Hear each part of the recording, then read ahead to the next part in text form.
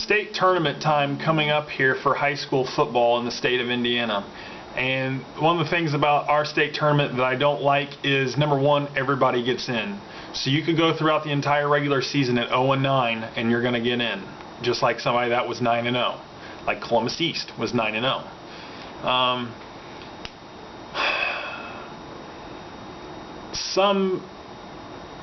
You would think that if you finish the season 9-0, if you have a good record, that you're going to host a tournament game, that you're going to have a seeding, you're going to be like the #1 seed. In Indiana, we do stuff stupid when it comes to high school sports. We've got sectional quarterfinals, sectional semifinals, sectional championship, regional championship, semi-state championship, and state championship.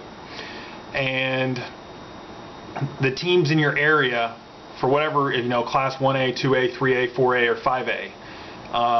So for East, in our area, there's 7 other schools, and we have to play those schools in the sectional rounds. So we already know what 8 schools are in our sectional every year. They do a reclassification system every 2 years, so somebody could move up to 4A or 5A and then get replaced in that sectional, but whatever. For 2 years, we know who our 7 sectional rivals are. And we know we're going to play one of those 7, over that 2-year span in the first round. And instead of rewarding the teams that do well and giving them home and seeding teams, Indiana does something stupid. We have like a little Powerball thing. The balls come up through the little chute. They pull it out. Oh, Columbus East. Next ball. Oh, East Central. Those 2 are going to play. There's no seeding whatsoever in our state tournament. And our home, how we determine who's home is basically we try to split it up. If your little individual bracket, Columbus East is up here, East Central's down here, if you're inside the bottom part of that bracket, you're the home team. And you go on and that team's the home team, whoever's on the bottom. Unless that team that's on the bottom has been home before and the team on top has not been home before, then the top team will be home. They try to even it out for those that advance throughout the tournament, that they at least get 1 or 2 home games.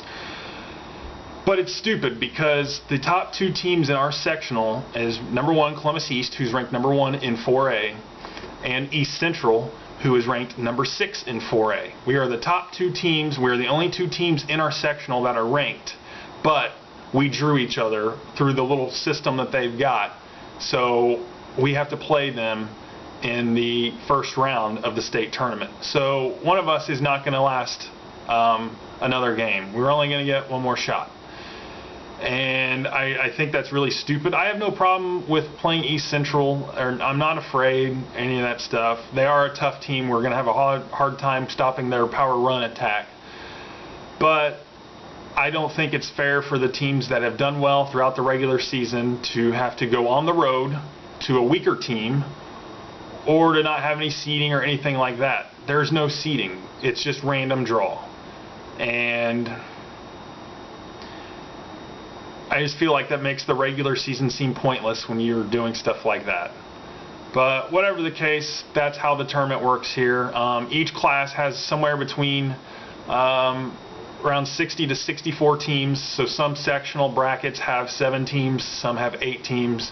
You win your sectional championship, you move on to the regional championship, where you play the winner of another sectional championship.